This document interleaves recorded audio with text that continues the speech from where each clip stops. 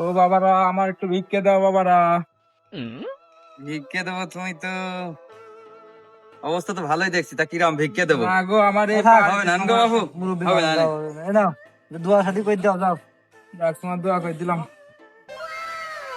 আসসালামু আলাইকুম। ওয়ালাইকুম আসসালাম। কি বাবা দেখি? আমার 10টা টাকা ভিক্ষে দাও বাবা। 10 টাকা? 10 টাকা না বাবা, তোমার আমি 20 টাকা দিলাম।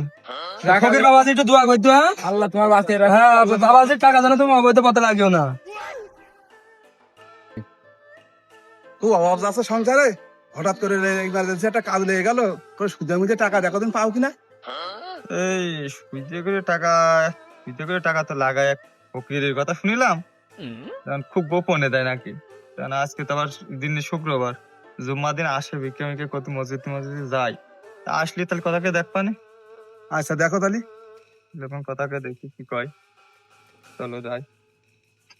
আসসালামু আলাইকুম। ওয়ালাইকুম আসসালাম। এসে ফকির ভাই, কেন তোমরা কিছু কবা? হ্যাঁ আমার 10টা টাকা আগে ভিক্ষে দাও। আরে সে দিবানে বাবু, তোমার হাতে একটু অনেক কথা ছিল। কি কথা গো? কিছু না দাও, ধরো কথা বলছি যে কথা আছে। সুইদা মিদা করে টাকা মাকা দাও ভাই, একটু খুব দিনাদায়কের মধ্যে আছে, তা কিছু টাকা মাকা দেওয়া যাবে না? সুইদা করে লাভ একটু বেশি দিবা নে। না গো বাপু, আমিও ব্যবসা করা বাদ দিয়ে দিয়েছি। আমি একবার 3 লাখ টাকা লাগিয়ে সে বিরাট ধরা খেয়ে গেছি। আমিও ব্যবসা বাদ দিয়ে দিয়েছি। হবে না গো, অন্য জায়গায় দেখো। তাহলে হবে না রে বাবা। আমি এ ব্যবসা করি, তাই ইরা জানলো কিভাবে? এ গোপন কথা ইরা জানলো কিভাবে? আমার বাড়ি তো মেলা দূর।